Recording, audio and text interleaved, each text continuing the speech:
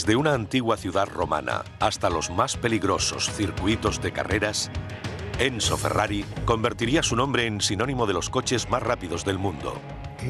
Desarrolló un coche con una presencia, un color, como decía Ferrari. Irónicamente, los turismos que llevaban su nombre no significaban nada para él. Eran simplemente un medio de financiar su obsesión por las carreras y los triunfos. Lo ganaba prácticamente todo. El campeón siempre era Ferrari. Se creaba una imagen mundial al mismo tiempo que se sucedían los dramas en su vida personal. Un hijo gravemente enfermo, una vida secreta con su amante y acusaciones de homicidio involuntario amenazaron con enterrar una leyenda. Un piloto y 14 espectadores muertos. La prensa decía que Ferrari estaba matando gente. Su única ambición era ganar carreras. Ese era su principal objetivo y no permitía que nada se interpusiera en su camino.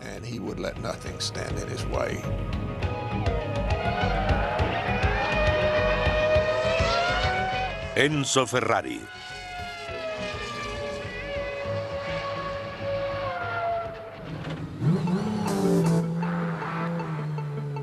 Esto es lo que conocemos hoy por Ferrari. El 365 Spider de 170.000 euros. Curiosamente, estos costosos deportivos poco tienen que ver con la historia del hombre cuyo legado representan.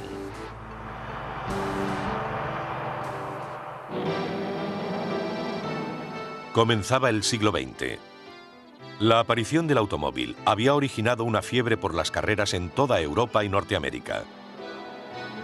Los vehículos surcaban polvorientas carreteras de gravilla, recorriendo como mucho 230 kilómetros a velocidades que raramente superaban los 80 kilómetros por hora.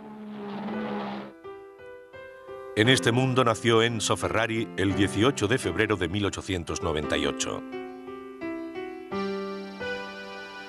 La residencia familiar estaba en el Valle del Po, en el norte de Italia, una tierra salpicada de granjas centenarias y viñedos, famosa por su vino lambrusco y el vinagre balsámico.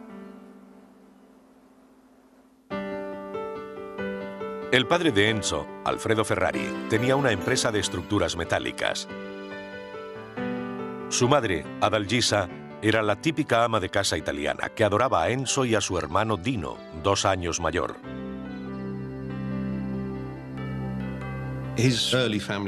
Sus primeros años fueron muy felices. Respetaba a su padre y adoraba y admiraba a su hermano mayor.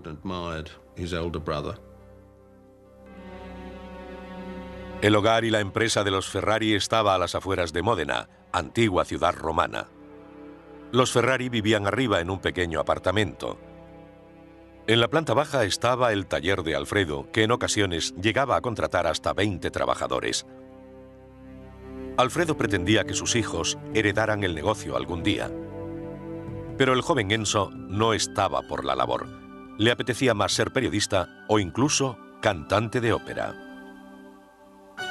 En 1908, cuando Enzo tenía 10 años, su padre llevó a sus 2 hijos a su primera carrera de coches. Enzo Ferrari descubrió el mundo de los automóviles y la velocidad. Vio al gran Felice Nazzaro, el ganador del Gran Premio de 1907, conduciendo un Fiat. Vio a Vincenzo Lancia con su Fiat. Quedó extasiado. Para él, aquello era la personificación de la valentía, la vida para un hombre de verdad.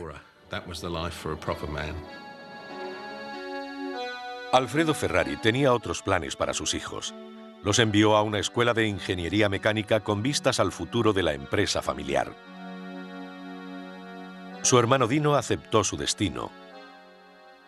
Pero a Enzo, un soñador, no le interesaban los estudios y lo suspendió todo. Era un joven con mucha personalidad. Siempre estaba soñando con ser piloto de carreras y fascinado por los trabajos y los deportes de riesgo. En el verano de 1914, cuando Enzo tenía 16 años, Italia entró en la Primera Guerra Mundial. Al año siguiente, su hermano Dino se alistó en el ejército italiano. Fue enviado al frente como conductor de ambulancias. En 1916, el padre de Enzo murió de neumonía. Sin Alfredo, el próspero negocio se vino abajo. Llegaron noticias del frente de la muerte de Dino de fiebres tifoideas. A los pocos meses, la predecible vida de Enzo Ferrari parecía perder el control. Saltó de un trabajo a otro durante más de un año. En 1917 fue reclutado por el ejército. Se presentó a sus superiores como un hábil mecánico. Poco impresionados por sus aptitudes, le destinaron a herrar mulas. Provenía de un ambiente humilde y no le tomaron en serio. No tenía privilegios, títulos ni contactos familiares que le permitieran ser otra cosa que un simple soldado. Enzo contrajo pleuresía, una enfermedad a menudo mortal en la época. Fue trasladado a una residencia de desahuciados en Bolonia para dejarle morir junto a otros enfermos en su misma situación. Por suerte o por valor, logró sobrevivir. Licenciado en 1918 con 20 años, Ferrari era un joven roto física, mental y emocionalmente. La guerra terminó al año siguiente, pero Italia estaba en crisis. Benito Mussolini y sus camisas negras fascistas tomaron el poder en medio del caos y la desilusión. Enzo Ferrari parecía poco interesado en la política de su país. Su única preocupación era recuperar las fuerzas perdidas durante la enfermedad y continuar de alguna forma con su vida. Consiguió una carta de recomendación del coronel de su regimiento. Con ella en mano, se dirigió a Turín, el centro de la industria automovilística italiana. Solicitó trabajo en una de las empresas más importantes, la Fiat, gigante del sector de fabricación, propiedad de la acaudalada familia Agnelli. Presentó orgulloso su carta de recomendación, pero para el ingeniero de Fiat que habló con él no significó nada. Le dijeron que la ciudad estaba llena de veteranos de guerra en paro. No había trabajo.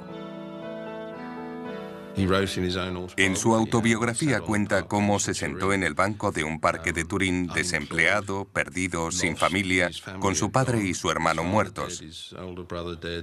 Sin trabajo, sin esperanzas, completamente desesperado. Se sentó en el banco y se echó a llorar. Enzo Ferrari no era un hombre que asimilara fácilmente el rechazo. La pena y la vergüenza ante la negativa de la Fiat se convirtieron en ira. Aunque parezca exagerado, Ferrari juró venganza contra la Fiat y los Agnelli, y encontraría una forma de hacérselo pagar.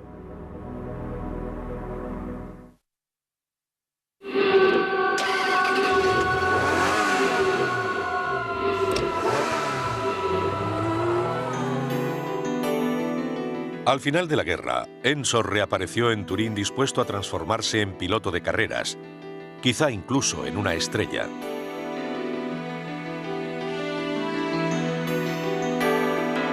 Había sobrevivido a una grave enfermedad y sufrido el rechazo de la empresa líder de la zona. Pero se negaba a rendirse. A Ferrari le gustaba la guerra, la competición. Le entusiasmaba competir. Le gustaba la lucha diaria. Le admiro porque siempre respondía a la batalla, siempre estaba dispuesto a luchar. Ferrari eligió como campo de batalla el mundo de los coches veloces. Hasta ese momento, los usados para las carreras eran turismos modificados. La nueva tecnología aplicada en aviones, tanques y camiones durante la guerra estaba siendo probada en coches especialmente diseñados para carreras. Y todo eso se hacía en Turín. Había un conocido restaurante en el centro de Turín, frecuentado por gente del motor y de la industria. Empezó a establecer contactos y se hizo muy amigo de un piloto de pruebas e ingeniero llamado Ugo Sivocci. Sibocci le consiguió trabajo en uno de los pequeños fabricantes, CMN, situado en Milán, a 130 kilómetros de Turín. Ferrari se compró allí su primer coche, un Alfa Romeo usado con el que pudo competir. Fue una decisión difícil, pero le gustaban tanto los coches de carreras que optó por él. Probablemente fue la decisión de su vida. Fue el punto de partida de toda su carrera. Tras ver a Sibocci y Ferrari en varias carreras locales, el director del equipo Alfa Romeo les dio la oportunidad de competir con sus coches. Corrió en muchas pruebas de 1920 a 1924, pero eran carreras pequeñas, subidas a colinas, rallies y pequeños circuitos. Nunca logró obtener el reconocimiento que quería y con el que soñaba. Ferrari necesitaba encontrar otras formas de aumentar sus ingresos y su prestigio. Convenció a Alfa Romeo de que le contratara como comercial, vendiendo sus coches a clientes privados y entregándoselos personalmente. Durante esa época conoció a Laura Domenica Gorella, una misteriosa mujer de 21 años que rondaba por los cafés y restaurantes frecuentados por gente del mundo de las carreras. Se convirtió en una especie de eminencia en la historia de Ferrari. Algunos dicen que pertenecía a una acaudalada familia y otros todo lo contrario. Es decir, que era una joven que trabajaba la calle en Turín. La vida de Laura antes de Enzo es un misterio. Se sabe que ella y Ferrari recorrieron los circuitos de carreras como pareja y puede que incluso vivieran juntos varios años. En 1923 se casaron en una íntima ceremonia católica. A los pocos meses de su matrimonio, Enzo reanudó su vida en el ambiente de las carreras de la época. Según sus viejos amigos, Ferrari era incorregible con las mujeres. ¿Por qué no le iban a gustar las mujeres, especialmente si eran bellas? Me molestan este tipo de preguntas. Claro que le gustaban las mujeres y cuanto más guapas, más le gustaban. Enzo y Laura se llevaron mal desde el principio y sus vidas se complicaron aún más cuando la madre de Enzo se fue a vivir con ellos. Adalgisa y Laura se despreciaban mutuamente. Las dos mujeres se peleaban abiertamente con Enzo en medio haciendo de árbitro. Yo vi a la señora Ferrari en cierta ocasión. Era una mujer pequeña, pero fornida. Recuerdo que cuando llamaba a su hijo era la única mujer capaz de hacerle acudir. Enzo escapaba del infierno de su casa volcándose en el trabajo.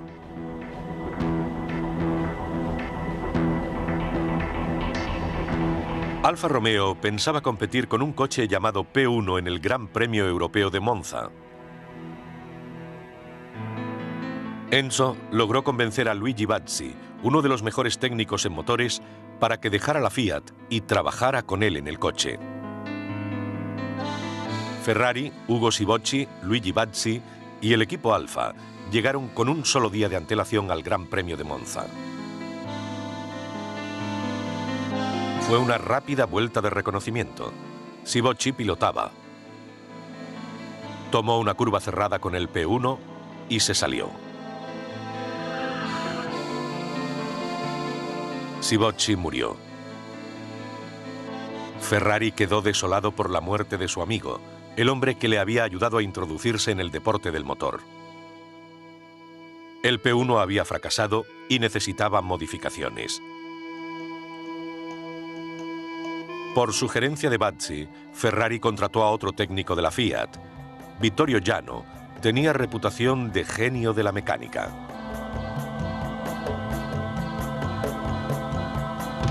Jano, Bazzi y Ferrari se dispusieron a rediseñar el P1.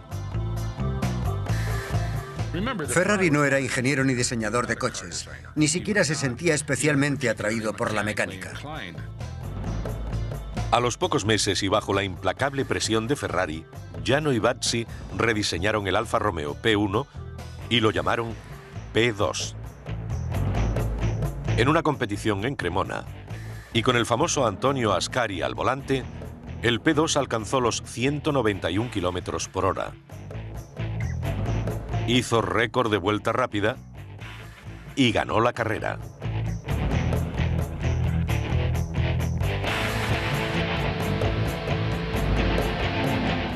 La victoria de Ferrari fue el comienzo de una buena racha que apartó para siempre a la Fiat y a la familia Agnelli de la competición. Enzo Ferrari, un chico de campo del Valle del Po, había conseguido vengarse de una de las empresas más prósperas de Italia, al menos por el momento. Pero ganar era solo el primer paso. Ahora Ferrari tenía que encontrar el modo de financiarse. Con la ayuda de algunos ricos inversores, ofreció a Alfa Romeo firmar un contrato para hacerse cargo de su división de competición. Yo proporciono los pilotos y tú pones los coches. Tú me facilitas apoyo técnico y nosotros competimos. Lo hicieron y salió bien. El 1 de diciembre de 1929 abrió las puertas de lo que sería la escudería Ferrari. Un equipo de competición formado por los mejores pilotos y por coches Alfa Romeo rediseñados según las especificaciones de Enzo. Pero en casa, su vida familiar continuaba desintegrándose. En 1932, 10 años después de su boda, Laura daba a luz un hijo. Le llamaron Dino. Según las memorias de Ferrari, a Dino le diagnosticaron distrofia muscular, una enfermedad que destruiría lentamente su sistema nervioso central. A Ferrari le costó mucho aceptar que Dino cayera enfermo en su infancia, que no fuera un niño sano. En 1939 volvió a estallar la guerra en Europa. Mussolini dominaba Italia con mano férrea. Un nuevo ejecutivo de Alfa Romeo cortó la relación con la escudería de Enzo. Para sobrevivir, Ferrari colaboraría con el Partido Fascista Italiano.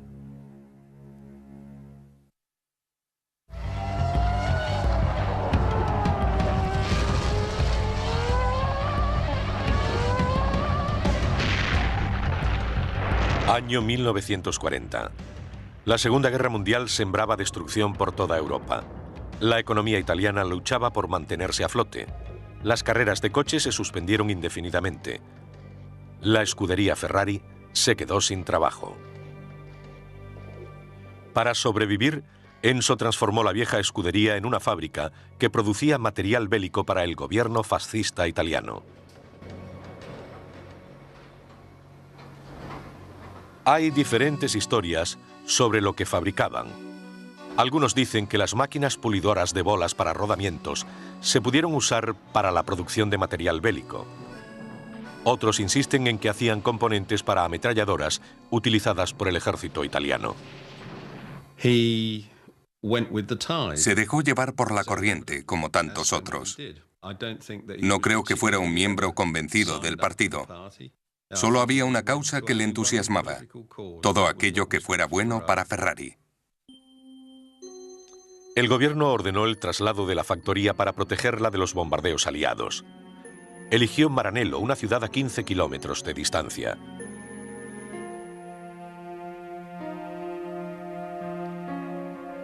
En un viaje a Módena, conoció a Lina Lardi. Era secretaria. Mi padre conoció a mi madre en una empresa. Así empezó la historia. En aquella época mi madre era muy joven y mi padre tenía 10 años más. Ya era un hombre conocido en la ciudad.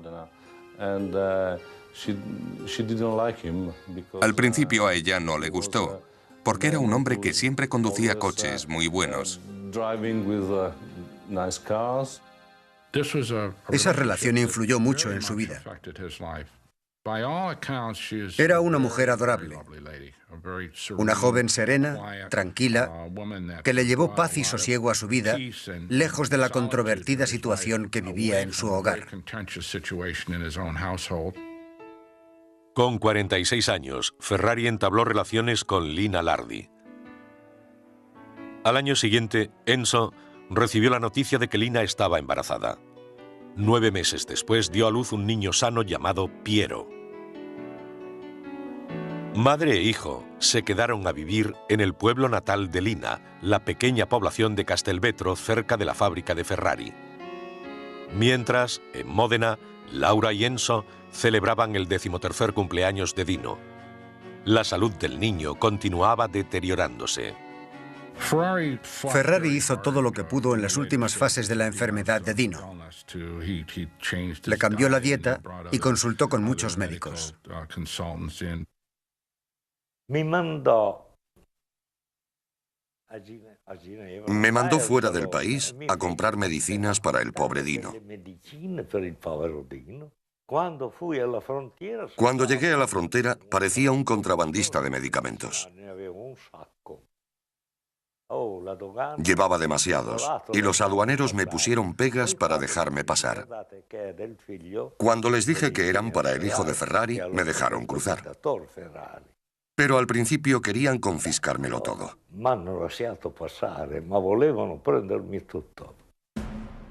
Cuando terminó la guerra, el Plan Marshall comenzó a inyectar millones de dólares en la maltrecha economía italiana. El público estaba preparado para reanudar las carreras de coches. Y Enzo Ferrari también.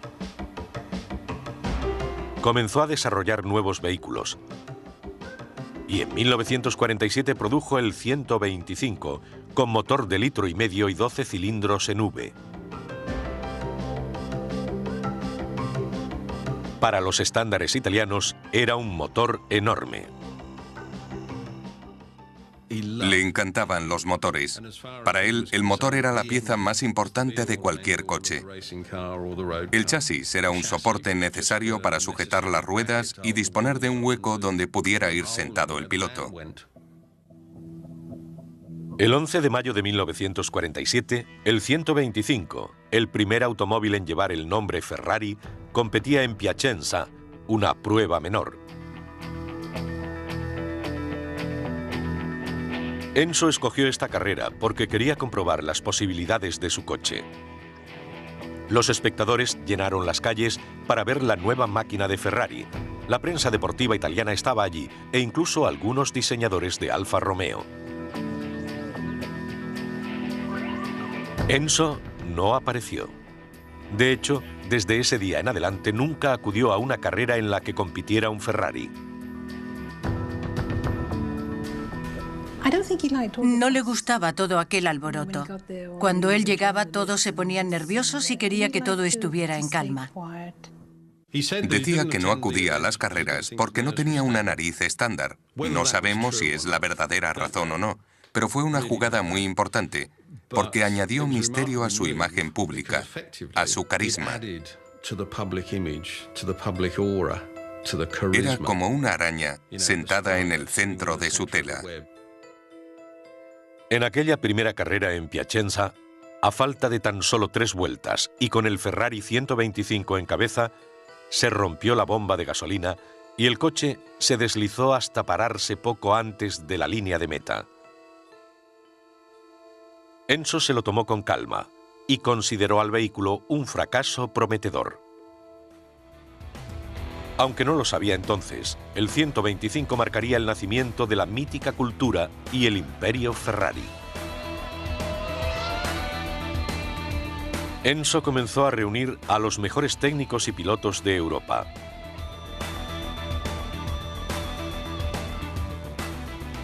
Desarrollaría algunos de los coches más rápidos que el mundo hubiera visto nunca.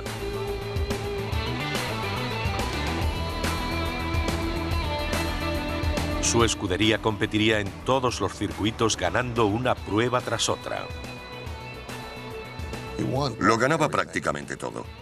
Solo hubo una que no ganó en los años 50. El resto siempre era el mismo resultado: Ferrari. Competir en el circuito internacional costaba hasta $1 millón al año. Ferrari tenía que encontrar un modo de multiplicar su liquidez. A finales de los años 40, un expiloto de la escudería llamado Luigi Chinetti convenció a Enzo para que le cediera los derechos para vender turismos Ferrari en Norteamérica. Irían equipados con chasis y motores adaptados al uso para la carretera. Ferrari no tenía ningún interés por los turismos. Solo eran un medio de financiar su negocio de coches de carreras. Ferrari se habría conformado con hacer coches de carreras y vivir de eso. Fuera del negocio, Enzo mantenía 2 familias, a solo 30 kilómetros una de otra. Algunas noches cenaba con Laura y Dino en Módena, otras las pasaba con Lina y Piero en Castelvetro. Pasaba mucho tiempo con Lina. Parece ser que adoraba al niño. Llevó esa doble vida durante mucho tiempo. No parecía complicarle demasiado su actividad laboral. Ferrari llevó esta doble vida durante 10 años. El 30 de junio de 1956, con 24 años, Dino moría en su casa de Módena. Ferrari intentó controlar sus emociones. Desde entonces, Enzo visitaría la tumba de Dino todas las mañanas antes de ir a trabajar. Honró la memoria de su hijo con el Ferrari Dino, el coche que el joven ayudó a diseñar. A partir de ese día, todos los Ferrari de 6 cilindros y algunos de 8 llevarían el nombre de Dino.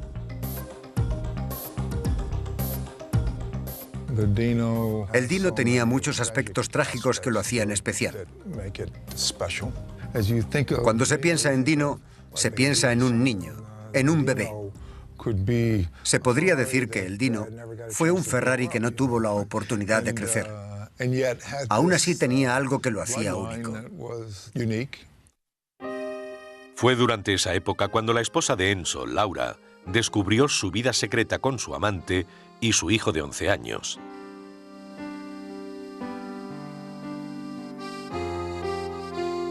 Debió ser muy difícil para él. Pero tuvo que ser mucho peor para Laura, porque perdió el control. Siempre había sido una mujer muy vehemente, según contaban. Pero la ira, el enfado y la rabia se multiplicaron, crecieron. Nadie sabe si el descubrimiento de Laura influyó en algo en su marido, porque nada en su comportamiento traicionó los verdaderos sentimientos de Ferrari. Nunca se sabía cuándo estaba alegre y cuándo triste, cuándo sufría o cuándo no, porque nunca decía nada. Al año de la muerte de Dino, el negocio de las carreras que tanto apasionaba a Ferrari empezaba a verse amenazado lentamente. Habría accidentes mortales en la pista. Sería acusado de homicidio sin premeditación, cargos que amenazaron con enterrar la leyenda.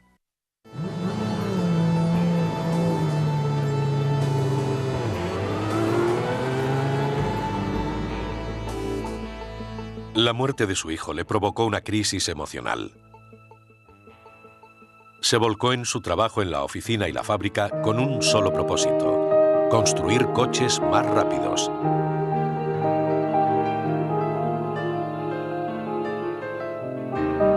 Corría el año 1957. La carrera era la Mille Miglia, un popular y peligroso recorrido urbano de 1.600 kilómetros. 5 Ferrari estaban entre los 293 participantes. Había reunido a un grupo de pilotos estrella, incluido Alfonso Portazgo, convocado en el último minuto. Alfonso de Portazgo era un español apasionado, noble, un clásico piloto de Ferrari que conducía por puro amor al deporte. 10 millones de espectadores se congregaron en el circuito que se extendía a lo largo de curvas cerradas y estrechas calles. Miles de policías y soldados no eran suficientes para mantener al público alejado del peligro. El enfebrecido ambiente que se respiraba era una auténtica locura. Y a los italianos les encantaba. Portazgo le dijo a un amigo que no quería participar en la Mille Miglia porque era demasiado peligroso. Ningún piloto podía conocerse todas las curvas ni las condiciones del recorrido. Pero a las 5:31 de la mañana, Portazgo se incorporó a la traicionera batalla de los 1.600 kilómetros, conduciendo el coche más potente de la escudería, el Ferrari 335 de 4,1 litros. Los testigos dicen que el coche de Portazgo iba a toda velocidad cuando de repente perdió el control. Volcó y fue a parar a una zanja para rebotar y caer sobre la primera fila de espectadores y chocar contra un poste. El impacto lanzó trozos de metal a los espectadores. 5 niños, Portazgo, su copiloto y otros 10 adultos murieron. Decenas resultaron heridos. Los titulares de la prensa italiana exigían el fin de la Mille Miglia.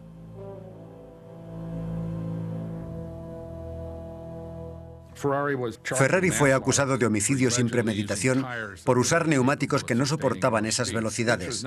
Pero aquello era una tontería porque había otros 4 Ferrari en carrera con los mismos neumáticos. Entre ellos, el del ganador, Piero Trophy.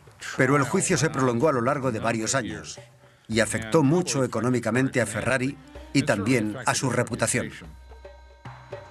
Tuvieron que pasar 4 años de vistas y apelaciones para que se retiraran los cargos. Pero en 1961, durante el Gran Premio de Italia, ocurrió otra tragedia en el circuito.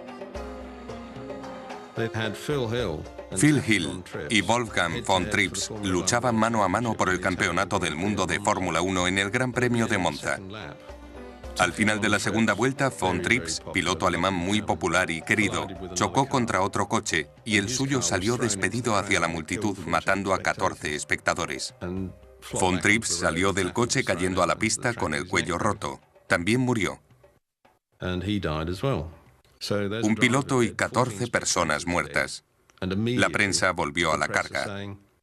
Ferrari estaba matando gente. Enzo Ferrari tenía 63 años y la prensa en contra.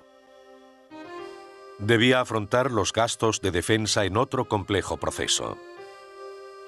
Continuaba la implacable espiral del diseño de coches de carreras y seguía ganando en las pistas.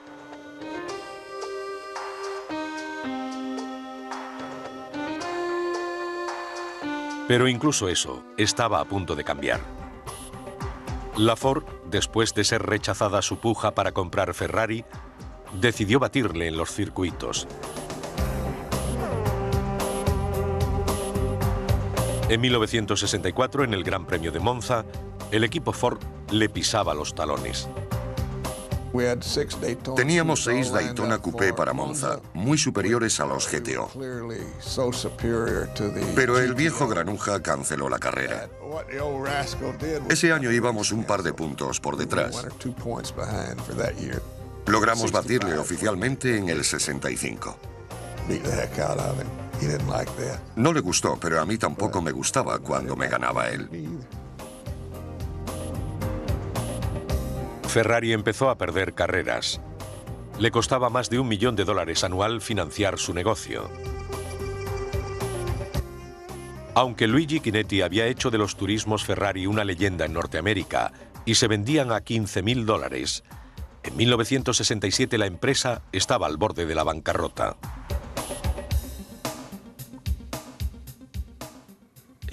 Se vio obligado a reducir su querido programa de carreras, que era lo que realmente le interesaba.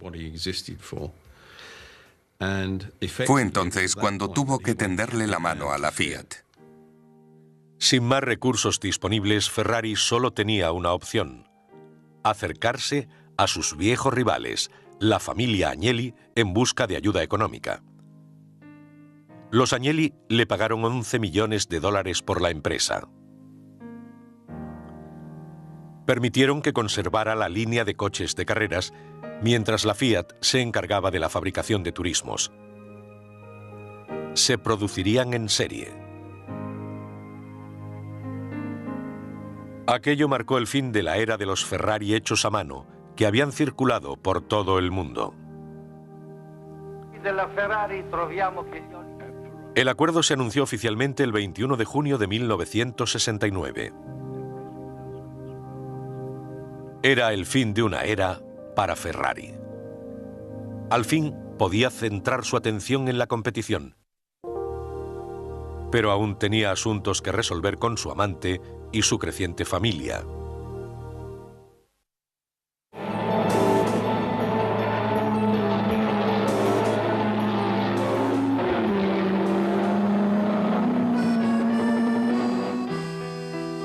En 1969, Enzo tenía 71 años y seguía al frente del programa de carreras de Ferrari. Su madre había muerto. Su único hijo, Piero, se había casado. Había empezado a trabajar en la escudería para aprender el negocio de su padre. Era mucho más de lo que la anciana esposa de Enzo podía tolerar. Mucha gente me ha contado que Laura llegaba y aporreaba la puerta preguntando por el bastardo. Ella sabía que estaba allí. Piero tenía que esconderse o salir corriendo. Debió ser horrible para él. Enzo comenzaba a disfrutar de su familia. Piero y su esposa, Floriana, tenían una niña, Antonella, la única nieta de Enzo, quien se convirtió en un cariñoso abuelo.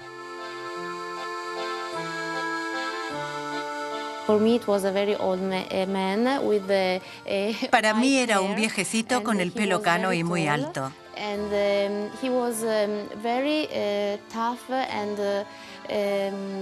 Era muy fuerte y muy cariñoso conmigo.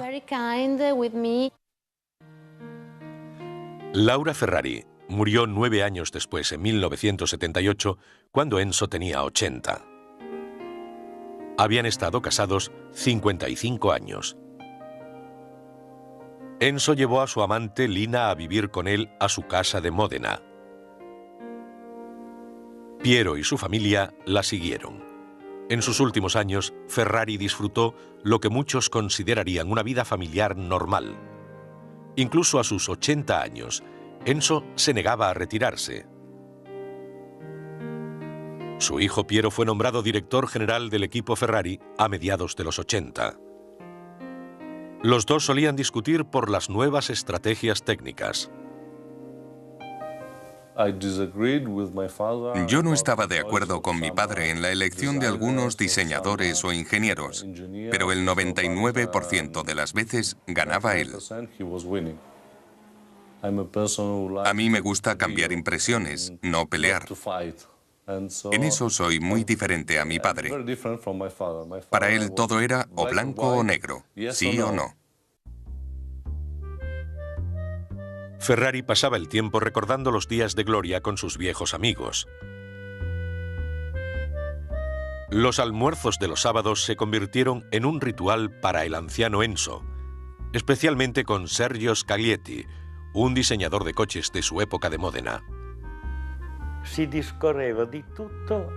Hablábamos de todo, pero nunca de trabajo. Contábamos chistes, discutíamos quién había hecho una cosa, quién otra. En el último año de su vida, empezó a sufrir dolorosos problemas de riñón. Cuando el Papa hizo un viaje a Maranello para presentarle sus respetos, algo extraordinario, Ferrari estaba demasiado enfermo para recibirlo en persona. En julio de 1988, Enzo empezó a irse lentamente. Permaneció en cama en su hogar de Módena, atendido por Piero y Floriana. El 14 de agosto de 1988, Enzo Ferrari moría en su cama, rodeado de su familia. tenía 90 años. A la 1 de la tarde se emitió un comunicado con la noticia de su muerte. 7 horas después fue el entierro, como quería mi marido, que a su vez cumplía los deseos de su padre. En el entierro solo estábamos 6 personas en 2 coches. Eso fue todo. El cuerpo de Ferrari fue colocado en una cripta dentro del panteón familiar junto a su padre, Alfredo.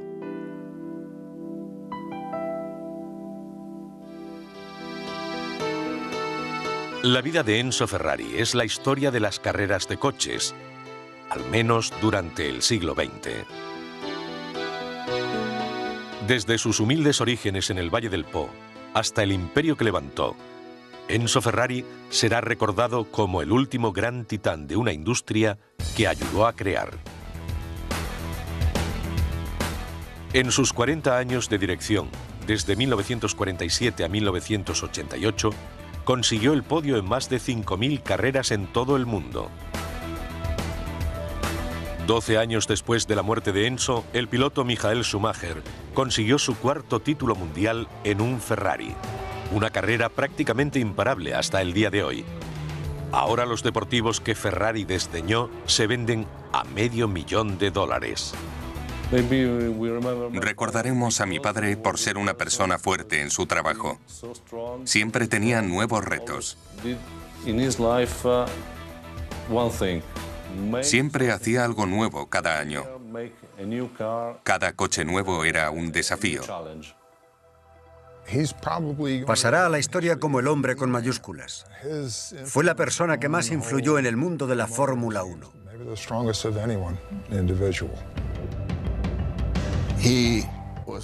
Era la fuerza dominante en los grandes premios. Puso los cimientos de la multimillonaria industria que es hoy. Ojalá le hubiera conocido mejor. Quizá nadie logró conocer bien a Ferrari. Es muy posible que nadie supiera realmente cómo era por dentro.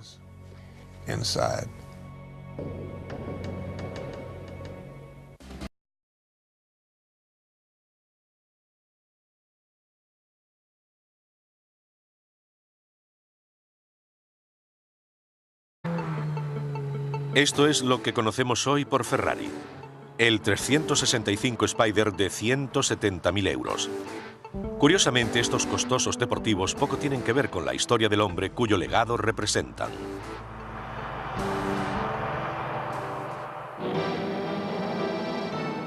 Comenzaba el siglo XX. La aparición del automóvil había originado una fiebre por las carreras en toda Europa y Norteamérica.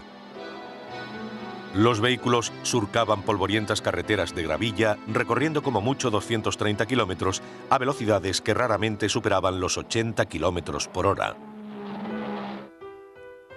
En este mundo nació Enzo Ferrari el 18 de febrero de 1898. La residencia familiar estaba en el Valle del Po, en el norte de Italia. Una tierra salpicada de granjas centenarias y viñedos, famosa por su vino lambrusco y el vinagre balsámico. El padre de Enzo, Alfredo Ferrari, tenía una empresa de estructuras metálicas. Su madre, Adalgisa, era la típica ama de casa italiana que adoraba a Enzo y a su hermano Dino, 2 años mayor.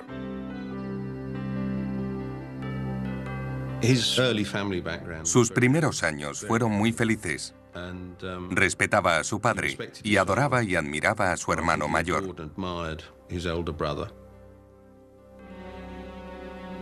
El hogar y la empresa de los Ferrari estaba a las afueras de Módena, antigua ciudad romana.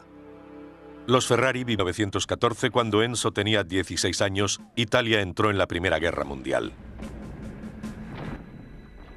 Al año siguiente, su hermano Dino se alistó en el ejército italiano. Fue enviado al frente como conductor de ambulancias. En 1916, el padre de Enzo murió de neumonía. Sin Alfredo, el próspero negocio se vino abajo. Llegaron noticias del frente de la muerte de Dino de fiebres tifoideas. A los pocos meses, la predecible vida de Enzo Ferrari parecía perder el control. Saltó de un trabajo a otro durante más de un año. En 1917 fue reclutado por el ejército. Se presentó a sus superiores como un hábil mecánico.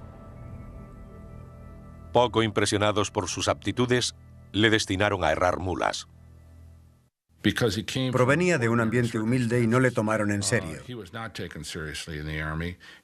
No tenía privilegios, títulos ni contactos familiares que le permitieran ser otra cosa que un simple soldado. Enzo contrajo pleuresía, una enfermedad a menudo mortal en la época. Fue trasladado a una residencia de desahuciados en Bolonia para dejarle morir junto a otros enfermos en su misma situación.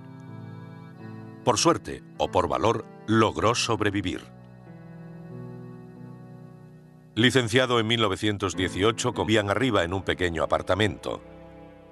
En la planta baja estaba el taller de Alfredo, que en ocasiones llegaba a contratar hasta 20 trabajadores. Alfredo pretendía que sus hijos heredaran el negocio algún día. Pero el joven Enzo no estaba por la labor. Le apetecía más ser periodista o incluso cantante de ópera. En 1908, cuando Enzo tenía 10 años, su padre llevó a sus 2 hijos a su primera carrera de coches. Enzo Ferrari descubrió el mundo de los automóviles y la velocidad. Vio al gran Felice Nazzaro, el ganador del Gran Premio de 1907, conduciendo un Fiat. Vio a Vincenzo Lancia con su Fiat. Quedó extasiado. Para él, aquello era la personificación de la valentía, la vida para un hombre de verdad. Alfredo Ferrari tenía otros planes para sus hijos. Los envió a una escuela de ingeniería mecánica con vistas al futuro de la empresa familiar. Su hermano Dino aceptó su destino. Pero a Enzo, un soñador, no le interesaban los estudios y lo suspendió todo. Era un joven con mucha personalidad. Siempre estaba soñando con ser piloto de carreras y fascinado por los trabajos y los deportes de riesgo. En el verano de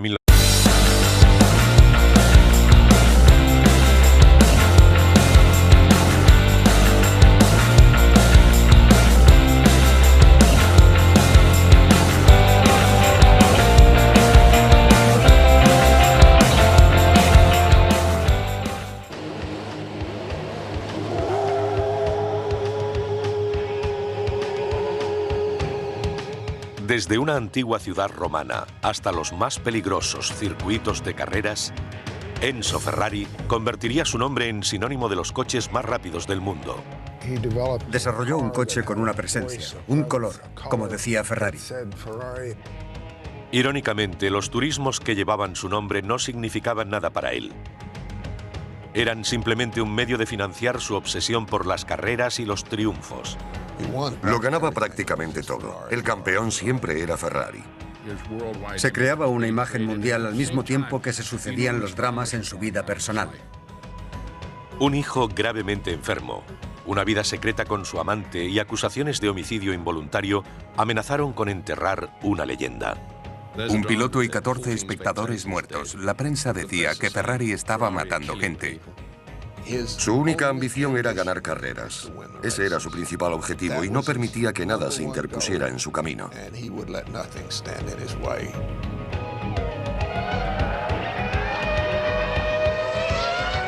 Enzo Ferrari.